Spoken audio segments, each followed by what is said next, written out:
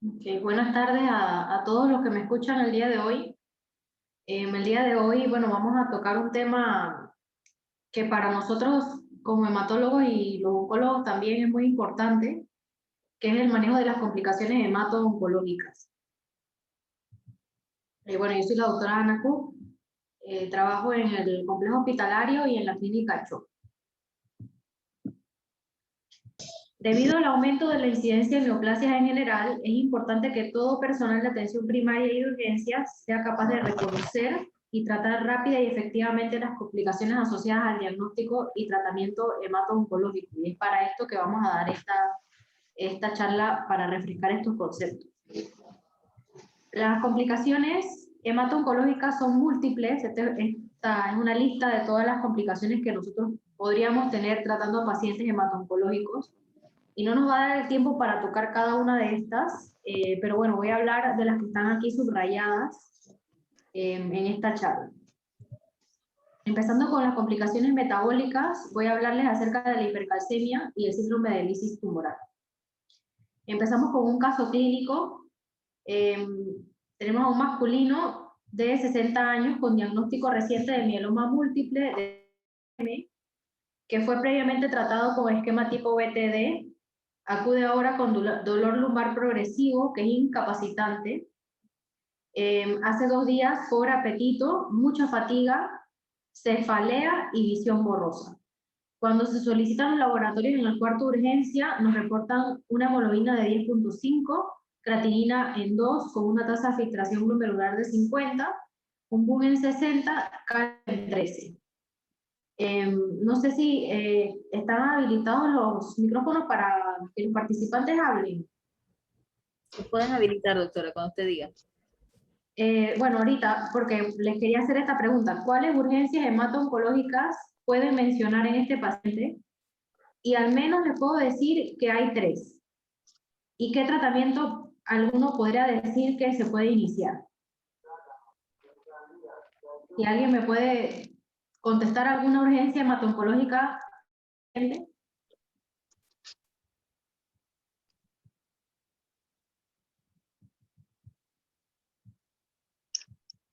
¿Alguien?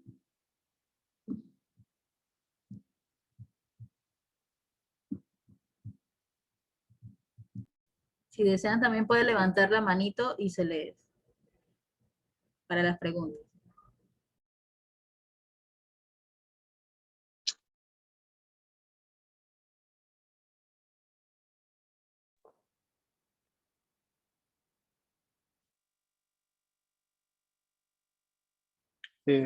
Buenas.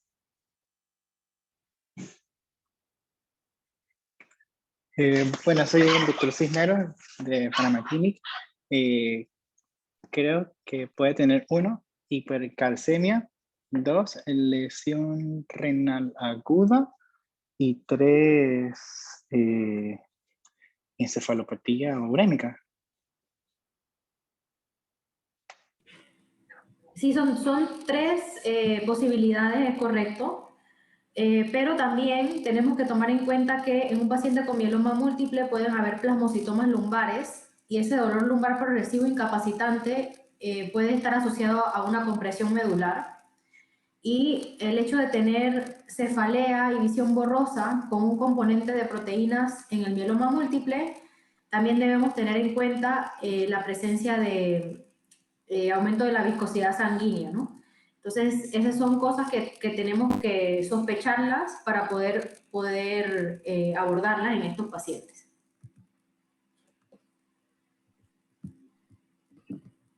Entonces, empezando por la hipercalcemia, el metabolismo del calcio va a depender principalmente de la hormona paratiroidea y usualmente pues en estado normal su valor va a ser inversamente proporcional al valor sérico del calcio. El calcio entra al organismo solamente por vía de la ingesta a través del duodeno y el yeyuno, y esto es dependiente de los niveles de hidroxivitamina D. Entonces, en esta imagen podemos ver cómo los niveles séricos bajos de calcio son censados en la paratiroides, donde hay producción de la hormona paratiroidea, que va a llevar a la resorción ósea, al aumento de la reabsorción de calcio y disminución de la reabsorción de fosfato, a la producción de 1,25-hidroxivitamina D y finalmente al aumento de la absorción intestinal de este ion. El cáncer es la segunda causa más común de hipercalcemia. 40% de los pacientes con cáncer van a presentar en algún momento de su enfermedad hipercalcemia y se considera una complicación severa. Y en estos cuadros azules están el mecanismo por el cual los pacientes con cáncer pueden presentar hipercalcemia. El 80% de los mismos va a ser por un síndrome paraneoplásico por producción tumoral de la proteína relacionada a la paratormona. El 20% va a ser por osteolisis local, o sea, por lesiones óseas locales. Y en menos cantidad por aumento de la ingesta, por producción tumoral de hidroxivitamina D, y por producción de la misma hormona paratiroidea. Hablando del síndrome paraneoplásico por producción de la proteína relacionada a la paratormona, esto es más frecuente en el cáncer escamoso, cáncer de mama, cáncer de ovario o cáncer renal. El 90% de los pacientes con cáncer pueden tener esta proteína relacionada a la paratormona detectable en plasma, y esta proteína relacionada va a producir hipercalcemia porque tiene un 70% de homología con la hormona normal y el mecanismo de acción es muy similar, pero tiene menor afinidad que la paratormona, tiene menor activación de los osteoblastos, un aumento mínimo en la producción de vitamina D y no aumenta la absorción intestinal de calcio. El siguiente mecanismo más común por el cual se produce la hipercalcemia, como les dije, por la osteolisis local, y este mecanismo va a ser frecuente en mieloma múltiple, en cáncer de mama y linfomas, y se va a producir porque va a haber un aumento en la destrucción ósea que va a ser mediada por osteoclastos, que son los que destruyen o reabsorben el hueso, y es porque se va a aumentar múltiples citocinas inflamatorias, como las que aquí menciono, y también va a haber aumento en la supervivencia de las células tumorales en el microambiente, que va a ser como un círculo vicioso, ¿no? Y también, además de que aumenta la función de los osteoclastos, se va a reducir la función de los osteoblastos y con reducción de la formación ósea.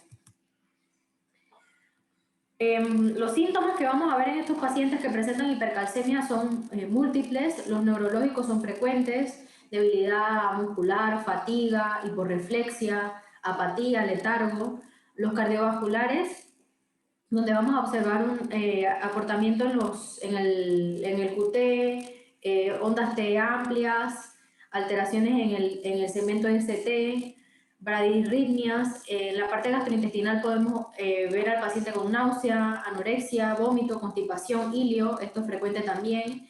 Y en la parte renal, poliuria, deshidratación, insuficiencia renal progresiva, nefrocalcinosis y litiasis, y prurito en la parte dermatológica. Entonces, la severidad de los síntomas se van a relacionar con la rapidez en la que se instaura la hipercalcemia y el valor del calcio.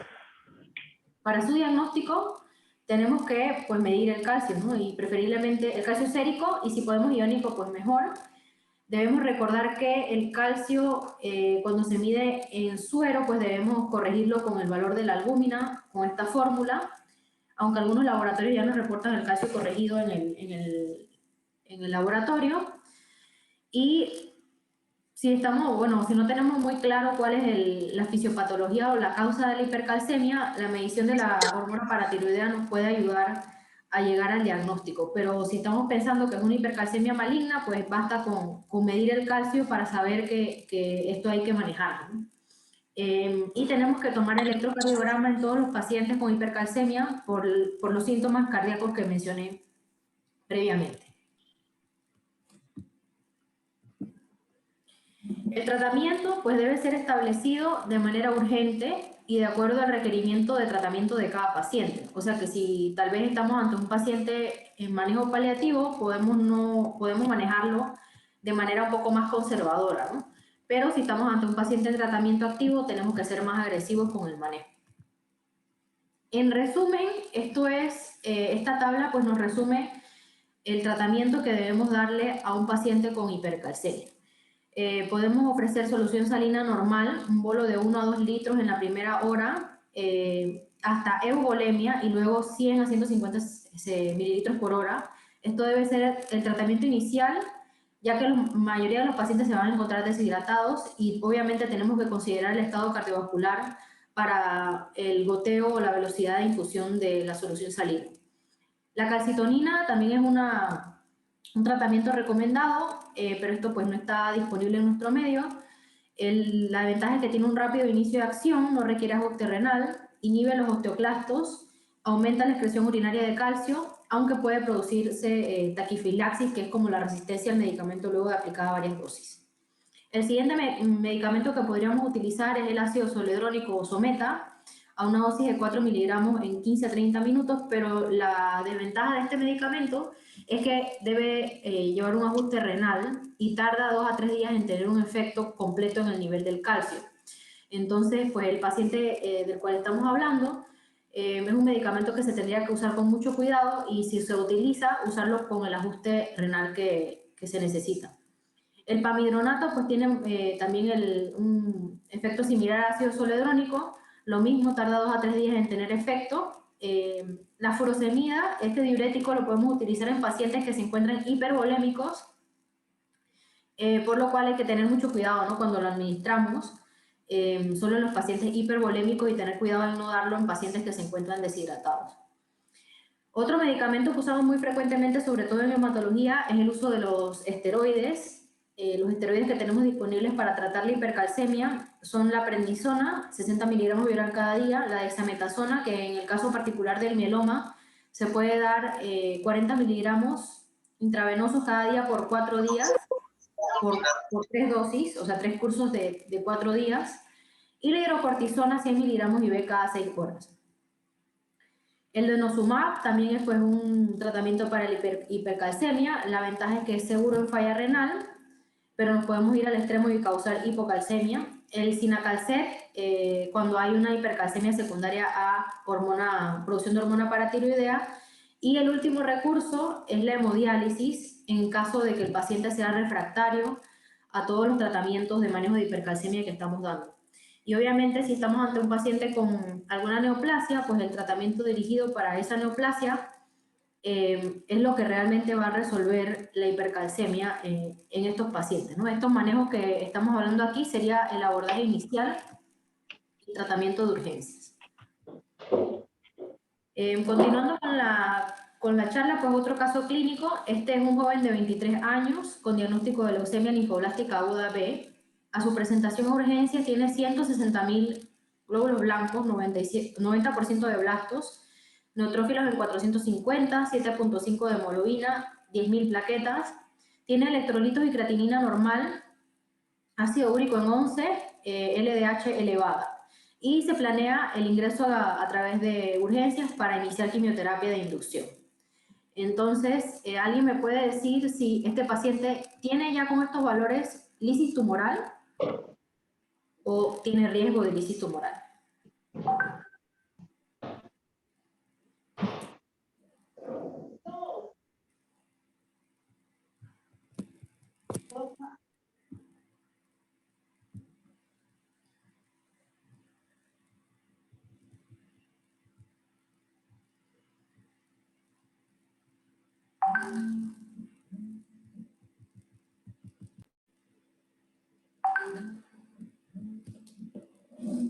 Bueno, este paciente ahorita mismo pues no tiene diagnóstico de lisis tumoral, que los criterios diagnósticos los vamos a ver más adelante. Lo que sí tiene es un riesgo alto, ¿no?, de lisis tumoral, y vamos a hablar de cuáles son las medidas preventivas para este tipo de pacientes. El síndrome de lisis tumoral es un síndrome secundario a la liberación masiva de productos endógenos y saturación de sus mecanismos de excreción, porque se destruyen masivamente las células tumorales. Y esto puede ocurrir por 2 mecanismos, ya sea espontánea, o sea que un paciente antes de recibir tratamiento ya empiece con lisis tumoral, y esto pasa cuando hay alta carga tumoral, o sea, muchos leucocitos circulantes o unas masas demasiado grandes, o luego del inicio del tratamiento de quimioterapia o radioterapia o terapia hormonal dirigida, cualquier terapia que utilicemos para tratar a estos pacientes. La incidencia es de hasta 42% en neoplasias de alto riesgo. La incidencia clínicamente significativa es del 6%, y a pesar de profilaxis, el 3% desarrollarán síndrome de lisis tumoral. La mortalidad reportada es del 40% si no le damos tratamiento óptimo a estos pacientes. En la fisiopatología, como les mencioné, pues va a haber una lisis celular que va a ser ya sea espontánea, con alta carga tumoral o secundaria a tratamiento, y debido a la lisis de estas células malignas va a haber liberación de ácido láctico, fosfato, purina, potasio, y bueno, uno por uno, por ejemplo, el potasio nos va a producir hipercalemia, que nos va a llevar a arritmia. La liberación de purina, del material nuclear de las células que se rompen, va a llevar a la producción de hiposantina, como vemos aquí a la derecha, santina, ácido úrico, y esta hiperuricemia va a hacer que se cristalicen en los túbulos renales, llevando a falla renal. La liberación del fosfato va a llevar a la hiperfosfatemia, que junto con la... Bueno, va a haber también liberación de... el fosfato va a quedar el calcio, va a llevar a la hipocalcemia y va a producir cristales de fosfato de calcio que también se van a depositar en el riñón, contribuyendo a la falla renal, y la acidosis láctica, pues también aquí contribuyendo al mecanismo y la fisiopatología de la lisis tumoral.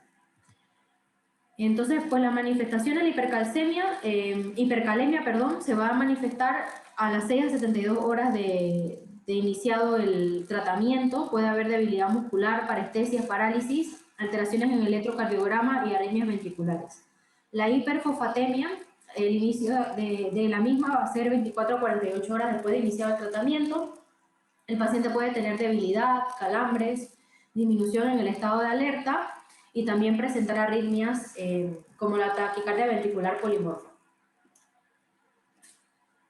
La hipocalcemia puede ser asintomática, pero en algunos pacientes pueden producir calambres, alteraciones de los tiempos de coagulación, porque recordemos que el calcio es un cofactor de la coagulación, tetania y convulsiones, y la hiperuricemia puede llegar a producir náuseas, vómitos, insuficiencia renal y alteración del estado de alerta. Entonces, para el diagnóstico de la hipercalcemia, el síndrome de lisis tumoral, pues tenemos los criterios de Cairo-Bishop. Ya me lo estás perdiendo. Vamos a requerir un criterio clínico y 2 criterios de laboratorio, 2 o más, que ocurran 3 días antes de iniciado tratamiento o 7 días después del tratamiento citotóxico. Recordemos que esto puede ocurrir de manera espontánea, por eso de los 3 días antes.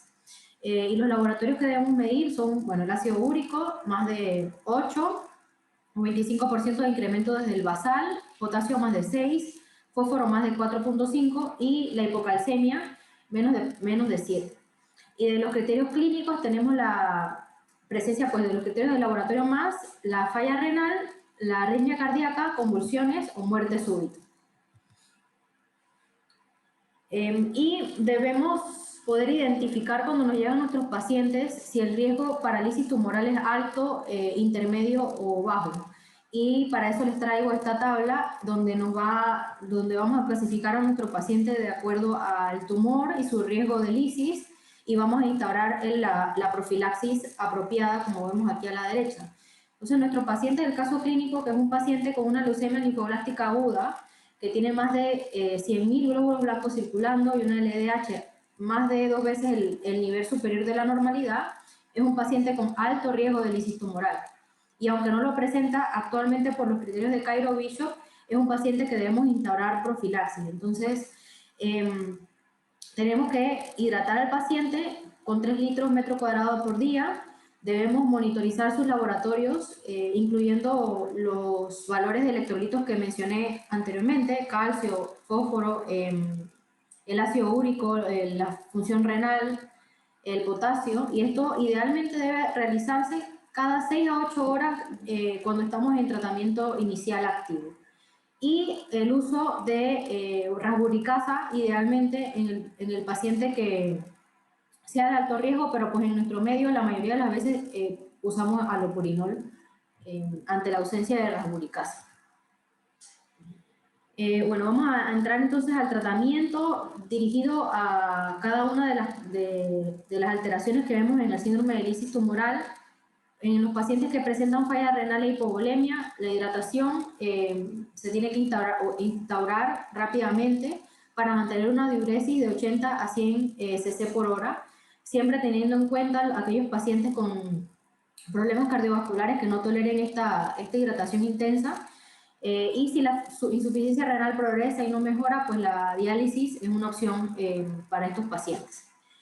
Para la hiperuricemia, lo que tenemos a mano es el uso de alopurinol, que es un inhibidor de la santina oxidasa, que pues va a disminuir la producción de ácido úrico. Las dosis son de 200 a 400 miligramos metro cuadrado por día, que debemos dividir cada 8 o cada 12 horas en 3 o 2 dosis. Hay que tener en cuenta que el alopurinol se debe ajustar en falla renal, y las desventajas que tiene esto en comparación, por ejemplo, con por ejemplo, la rasburicasa, es que el alopurinol tendrá múltiples interacciones medicamentosas con otras drogas. Entonces eso es una desventaja de este medicamento. Y la rasburicasa, que lo que hace es que es un recombinante de la urata oxidasa que metaboliza el ácido úrico. Sería mejor que el alopurinol en pacientes con un riesgo de lisis tumoral más alto, y tiene menor interacción medicamentosa, pero las desventajas de la rasburicasa y, por ejemplo, el febuxostat es su alto costo. Y que tampoco se ha demostrado que realmente la rasburicasa o el febuxostat hagan un efecto o tengan una función que sea mejor que el alopurinol, ¿no?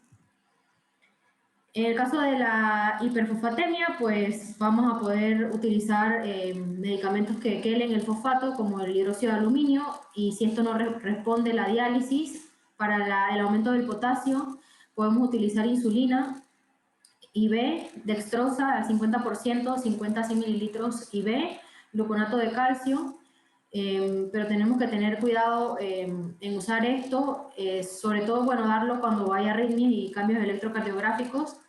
El bicarbonato, si hay acidosis, en una dosis de 150 miliequivalentes en 2 a 4 horas. El cayexalate para la hipercalemia, que lo damos en una dosis de 15 a 30 gramos cada 6 horas. Y finalmente, si tampoco resuelve esto, la solución para este paciente sería la diálisis. Para la hipocalcemia, el tratamiento es el gluconato de calcio, que podemos dar intravenoso en una infusión rápida de 10 a 20 minutos. Y esto usualmente lo usamos para pacientes que tienen síntomas asociados a la hipocalcemia. La alcalinización, hay que tener cuidado, bueno, cuando usamos el bicarbonato, y por eso aquí se pone que solo usarlo en acidosis, porque la alcalinización puede aumentar la precipitación de los cristales de fosfato de calcio. Entonces, pues solo usarlo cuando el paciente muestra acidosis, y siempre tenemos que monitorizar el balance hídrico y la diuresis de estos pacientes, porque pues nos podemos pasar en hidratación o no detectar de manera temprana un paciente que está oligúrico y que requiere evaluación por nefrología. Entonces, bueno, cuando consultamos a nefrología, en estos pacientes, cuando vemos oliguria, cuando hay hiperfosfatemia, hiperuricemia o hipocalcemia que no ha resuelto con todos los manejos previos que hemos instaurado. Ahora hablarles un poco del síndrome de vena cava superior. Entonces, la vena cava es una estructura pues muy fácilmente compresible cuando existen masas que se encuentran sobre todo en el mediastino medio y anterior. Va a ocurrir en la mayoría de los casos de cáncer, en cáncer de pulmón, y en 10% en linfomas no Hodgkin, sobre todo aquellos linfomas que son muy agresivos, ¿no? Es muy raro en el linfoma Hodgkin, y también puede ocurrir secundario a trombosis de los accesos venosos en la parte superior del cuerpo. El diagnóstico inicialmente lo vamos a hacer por clínica, y como vemos en esta imagen, es una imagen muy clásica de un síndrome de vena cava superior. Los pacientes pueden desarrollar edema de los brazos y dilatación venosa cutánea, que es lo que vemos aquí, edema de cabeza y cuello, disnea, ortopnea, tos, disfagia, estridor laringio, y esto pues ya es de mucho más cuidado y amerita un tratamiento más urgente. Síntomas neurológicos como cefalea, síncope o cambios en el estado mental, que también ameritan más cuidado. Incluso puede ocurrir herniación del tallo y muerte, ¿no?, en estos casos. El diagnóstico definitivo luego de la sospecha clínica se hace a través de imágenes. La tomografía es el método que más efectivamente va a definir el sitio de la masa y el grado de compresión. La resonancia magnética puede ser una alternativa en aquellos pacientes con falla renal o alergia al yodo que no podemos usar contraste. Y el rayo X de tórax, pues es una cosa que podemos hacer muy rápidamente, pero pues no nos va a definir realmente la estructura de la masa y el grado de compresión. El síndrome de vena cava no es una urgencia como tal, solo a menos que el paciente tenga estridor laringio o síntomas neurológicos así, ahí ya se trata como una emergencia hemato-oncológica. Y como todos los efectos adversos en oncología, pues se clasifican por la escala, por esta escala de 5 puntos, donde tenemos que clasificar al paciente con cualquier efecto adverso oncológico.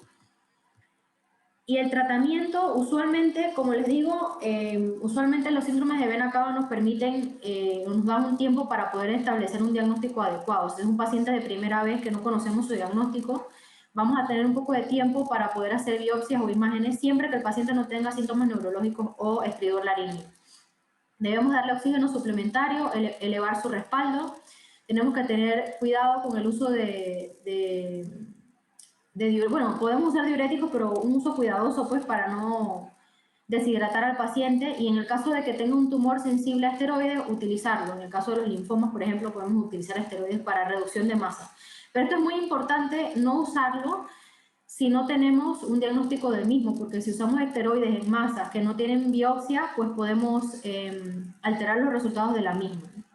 En el caso de que el síndrome de vena cava superior sea secundaria a trombosis anticoagular, y las otras alternativas que tenemos es el stent de vena cava, la radioterapia, que va a llevar una mejoría lenta de los síntomas, y igual que los esteroides, es muy importante no empezar radioterapia si no tenemos un diagnóstico histológico apropiado del tumor. Y el tratamiento específico del tumor, pues obviamente es el tratamiento definitivo del mismo, porque va a reducir el tamaño de la masa tumoral. Ahora con las complicaciones neurológicas, la compresión medular aguda, que si vemos recordamos el primer caso que les mencioné, que es el paciente del mieloma múltiple. Si este paciente tuviera un plasmocitoma en el área lumbar o sacra, por ejemplo, esta sería una urgencia que tratar o considerar en este paciente. Ocurre en el 3 al 7, o bueno, del 3 al 7% de las hospitalizaciones en pacientes con cáncer son por compresión medular aguda, y el 20% de los pacientes que llegan no tenían un diagnóstico previo de neoplasia. Las lesiones intramedulares corresponden al 0.8 al 3.8%, y la frecuencia de presentación es en la columna torácica, luego la lumbar y luego la cervical. En hematología en particular, los pacientes con mieloma múltiple o linfoma no Hodgkin son los que más debemos sospechar que está ocurriendo una compresión medular. Pero en general, la frecuencia de compresión medular de acuerdo a tumor, lo vemos aquí en esta tabla a la mano derecha, en mama en 21% de los casos, pulmón, próstata, linfomas 9.6, y así nos vamos en frecuencia. La presentación anatómica es variable, puede ser con extensión de la metástasis del cuerpo vertebral hacia el canal espinal, como vemos en el número 1. Puede ser por invasión del tumor paraespinal al espacio epidural a través del foramen, en el número 2, que es el que vemos aquí. Metástasis directa al espacio epidural, como vemos en la imagen. Metástasis subdurales, también intramedulares o paraespinales. Y todo esto pues nos lo va a decir el estudio de imagen. Con respecto a las manifestaciones clínicas, la mayoría va a presentar dolor, el 94% de los casos, debilidad, algunos van a tener disfunción autonómica, y esto pues nos habla de una cosa incluso aún más urgente, la pérdida sensorial también, una cosa que debemos tratar rápidamente. El 70% de los pacientes no podrán caminar cuando llegan con este tipo de lesiones. El déficit sensitivo suele ocurrir luego del motor, y el dolor el paciente puede que lo describa como más frecuente en la noche y que es un dolor progresivo. El diagnóstico lo vamos a hacer a través de estudios de imagen. La resonancia magnética es el estudio más sensible y específico. Debemos hacer una resonancia magnética de la totalidad de la columna, porque pues, puede haber varias lesiones y necesitamos saber el nivel de la misma. Cuando no podemos hacer resonancia magnética o no esté disponible una tomografía con mielografía, el uso del PET-CT es útil para detectar la actividad, pero la verdad es que no nos va a definir muy bien la anatomía de la lesión, por lo cual la resonancia magnética es lo ideal para lesiones en el canal medular. Y esto es aplicable para todas las enfermedades hematológicas. La rayos X simple no es sensible realmente para detectar la compresión medular. Entonces, por eso, pues si lo sospechamos, debemos pasar directamente a la resonancia.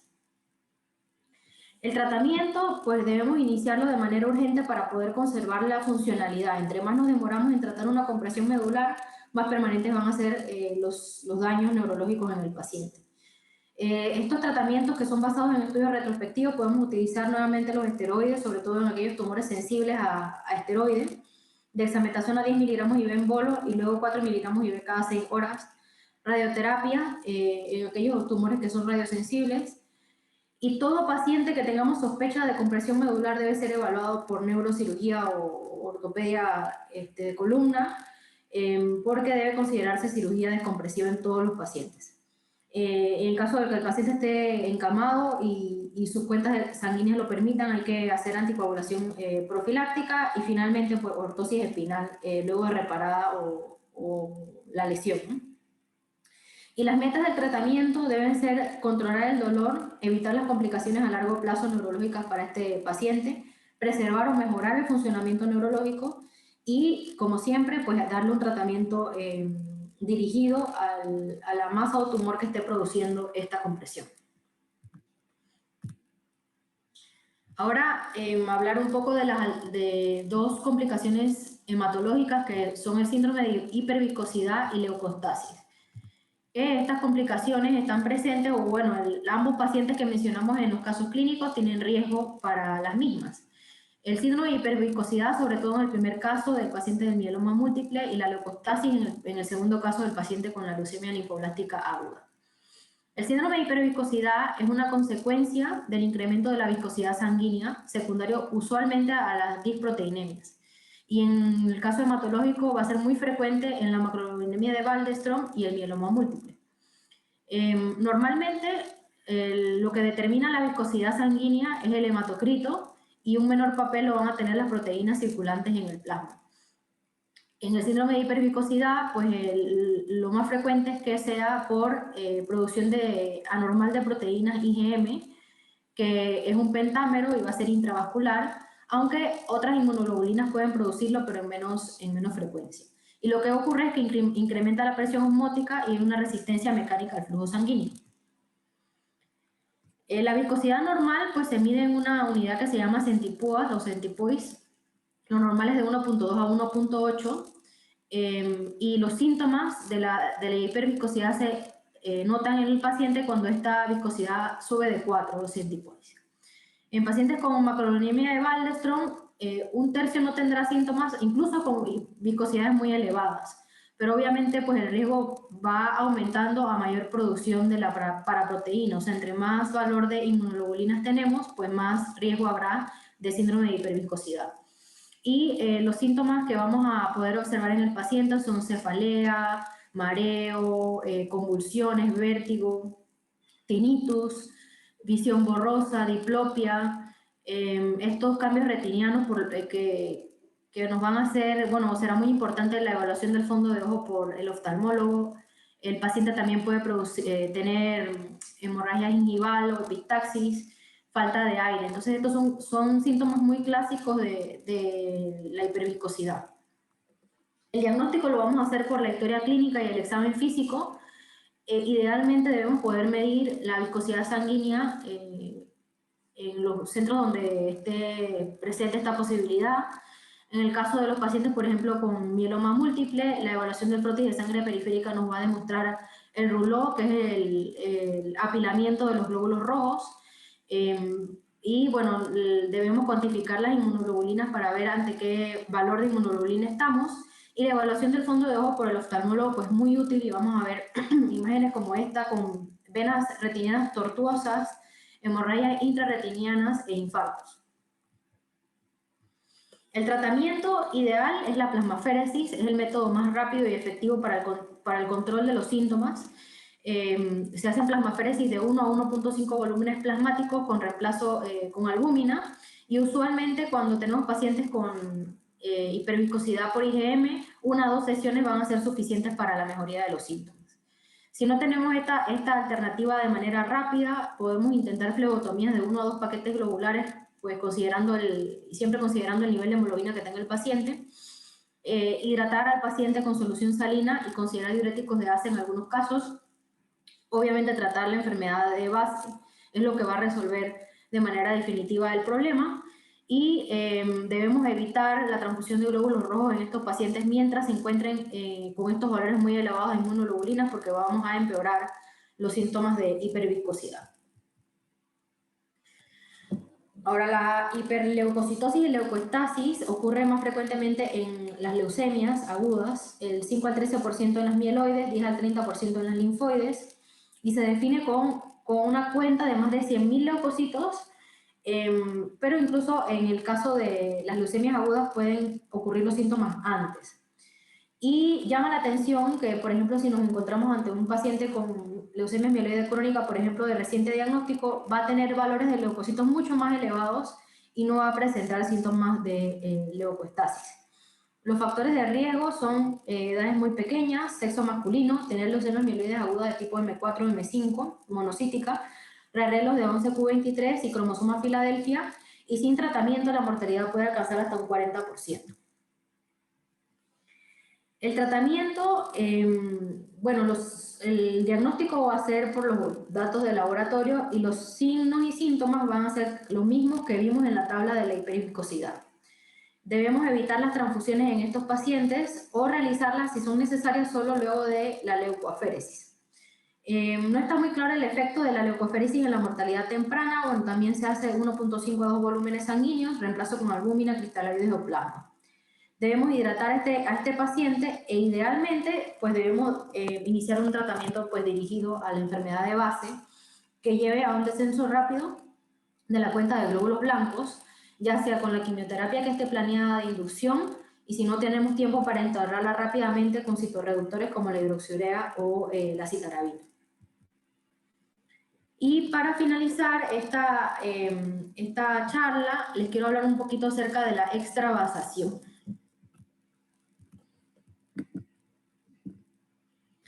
La extravasación se define como la salida de cualquier droga o solución al espacio extravascular, y la gravedad de la misma dependerá de qué tipo de droga o solución se extravasó, y va a depender de las características farmacológicas de las mismas.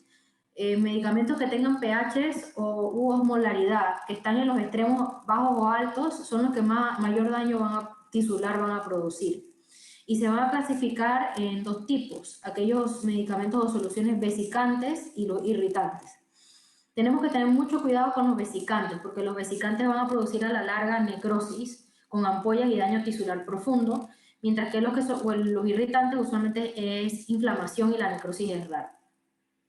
Los vesicantes se van además a clasificar en aquellos que tienen unión al DNA, donde va a haber un daño incluso más prolongado, y los de no unión al DNA, donde usualmente el metabolismo del medicamento puede ocurrir en el tejido donde se extravasó. Y hay que tener en cuenta que también no porque se clasifique como irritante o vesicante no se pueden comportar como uno o el otro. O sea, hay medicamentos que se clasifican como irritantes, pero pueden también comportarse a medida que avanza el cuadro clínico como vesicantes. La incidencia es variable, o sea, se reporta en el 1%, pero la verdad es que tenemos como un subregistro de esto porque casi nadie reporta cuál es la incidencia de la extravasación. Los factores de riesgo que tenemos para esto son recibir cualquier medicamento intravenoso, es un factor de riesgo para extravasación. Si se tiene dificultad a la hora de canalizar o accesar al catéter, si hay migración del catéter, si hay trombosis en la punta, si la aguja gripper que usamos para accesar el puerto es muy corta, si tenemos pacientes mayores con venas frágiles o escleróticas, la obesidad y infusiones prolongadas. Entonces aquí les traigo las tablas de los medicamentos que utilizamos en hemato-oncología que se clasifican como vesicantes o irritantes. Y los más frecuentes aquí que utilizamos, por ejemplo, la doxorubicina, la hidarubicina, la vincristina, son medicamentos vesicantes, que recuerden que los vesicantes son los que producen más necrosis. Y todos estos son los quimioterapéuticos irritantes, ¿no? Y bueno, usamos muchos de estos en el tratamiento hemato-oncológico, pero para los pacientes de hematología hospitalizados, por ejemplo, vamos a tener la ciclofosfamida, la citarabina, la DA1 y doxorubicina. En el caso de oncología, el oxaliplatino y paclitaxel, docetaxel. En hematología también usamos mucho el etoposio en pacientes hospitalizados, ¿no? Entonces tenemos que tener en cuenta los mismos. Y hay otros medicamentos que no son oncológicos, que son irritantes o vesicantes, los antimicrobianos. Aquí les traigo una lista de aquellos que pueden producir problemas al extravasarse, y soluciones que tienen alta osmolaridad, sobre todo, o un pH a los extremos de ser ácido o básico. Por ejemplo, el gluconato de calcio, la destroza al 10%, el cloruro de potasio, el bicarbonato, todo esto, bueno, y la nutrición parenteral también, que producirían complicaciones tisulares importantes en el caso de extravasarse. Entonces, las manifestaciones clínicas usualmente son de inmediato, o sea, el paciente nos va a manifestar los síntomas de inmediato, pero puede tardar hasta una semana o más en manifestarse y en desarrollarse. Entonces, el paciente va a decir que tiene ardor, eritema, prurito, edema local, que va a aumentar progresivamente, como podemos ver en las imágenes a la derecha. Luego vamos a ver, al pasar los días, induración, descamación, ampollas, y finalmente, si el medicamento fue un medicamento vesicante, necrosis y escaras y úlceras con base necrótica, que van a ser difíciles de tratar y de reparar. Como todo en oncología, pues debemos clasificar esto con la clasificación del CTCAE, que es de 5 clasificaciones. Y lo importante, bueno, también es que si el medicamento fue vesicante, la úlcera no va a tener suficiente tejido de granulación. Y si no tratamos a este paciente de manera óptima, puede haber un síndrome compartimental, contracturas articulares permanentes y déficit neurológico, sobre todo si ocurren en las extremidades. Y se han reportado casos donde ya resuelta el problema de la extravasación, cuando infundimos el medicamento por otra vía que no sea la vía que se extravasó, el paciente va a reportar dolor en el sitio donde se extravasó inicialmente. El diagnóstico es inmediato por clínica, pero algunos estudios de imagen nos pueden ayudar. Por ejemplo, el ultrasonido puede ayudar a definir el volumen y los márgenes de la extravasación. La rayos X de tórax nos puede ayudar a saber si estamos infundiendo medicamento al espacio pleural o al mediastino, o si el catéter ha migrado. Y la tomografía definirá mejor la extensión de la extravasación y el sitio donde se está extravasando el medicamento. Y finalmente, la fluoroscopía con contraste a través del catéter, si es un catéter permanente de tipo puerto, puede ayudarnos a definir mejor qué tipo de disfunción tiene el catéter. Con respecto al tratamiento, lo primero que tenemos que hacer es detener la infusión. Se recomienda no flochar la vía ni aplicar presión al sitio extravasado. Tenemos que, con una pluma, delimitar el sitio de la extravasación para darle seguimiento posterior al transcurrir los días. Debemos elevar la extremidad afectada y debemos tratar inicialmente de aspirar el líquido extravasado al tejido subcutáneo. Una vez terminemos de intentar sacar o aspirar todo el líquido que se extravasó, retiramos la aguja o el catéter. Para la mayoría de los medicamentos que se extravasan, se recomiendan paños calientes, paños fríos, pero esto está contraindicado en el uso de alcaloides de la vinca. Entonces, la mayoría de los pacientes, paños fríos, secos, y paños calientes para alcaloides de la vinca, taxanos, etopósido o platinos. Debemos referir a cirugía si hay extravasación significativa con datos de isquemia o síndrome compartimental, si hay extravasación a la cavidad pleural o del mediastino, si el catéter está disfuncional, o en caso de que sea un medicamento vesicante y que estemos observando la progresión hacia necrosis, ampollas, úlceras, ¿no? Porque requiere que se haga limpieza y debridamiento de las mismas. Existen algunos antídotos de acuerdo a algunos de los medicamentos específicos, pero estos no son validados. Por ejemplo, podemos usar dexrazoxano intravenoso en el caso de extravasación de antraciclenos, como que es la doxorubicina en general, tiosulfato de sodio intralesional, para la mecloretamina, carbacina, cisplatino y aluminidasa intralesional para los alcaloides de la vinca y esteroides orales para el oxaliplatino. Para prevenirlo, siempre que vamos a utilizar un acceso venoso, debemos verificar un adecuado retorno previo al inicio del tratamiento. Debemos verificar la patencia del catéter fluyendo con 5 a 10 mililitros de solución salina antes de iniciar la infusión. Y en el caso de las canalizaciones, este es el orden de preferencia de canalización. Primero la vena basílica, luego la cefálica, la antebraquial, y por último, dorso de mano, muñeca y fosa antecubital. Y estas son las menos preferidas, pues porque si ocurre una extravasación en estos sitios de un medicamento vesicante, el daño neurológico y funcional puede ser grave en la mano, muñeca o fosa antecubital.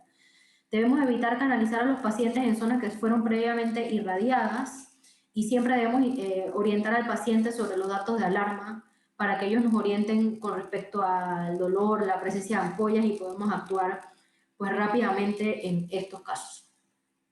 Creo que esta es bueno, como conclusiones, pues existen un millón de complicaciones hemato-oncológicas, pero todos tenemos que tener algún grado de sospecha, porque si no las sospechamos, pues no las vemos y no las tratamos de manera oportuna. Y con todas debemos definir rápidamente el nivel de gravedad para poder actuar acorde con la gravedad de la misma. Esto es todo lo que les traía para hoy. No sé si tienen alguna pregunta que les pueda contestar, con mucho gusto.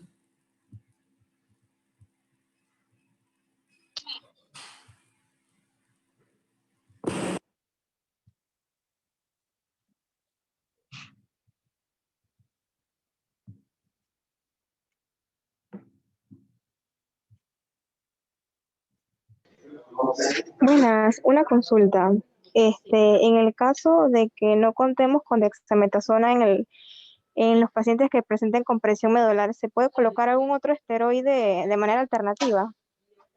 Sí puedes hacer la conversión de la equivalencia del medicamento esteroideo, pero siempre te recomiendo consultar con el especialista a cargo del paciente, ¿no? Para que te diga el esteroide que piensa que sea el mejor.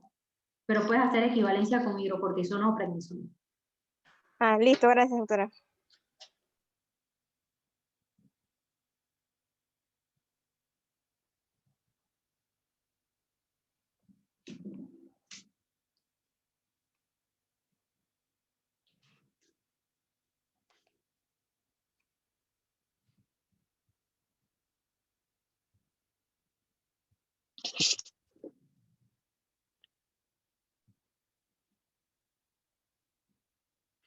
¿Alguna otra pregunta?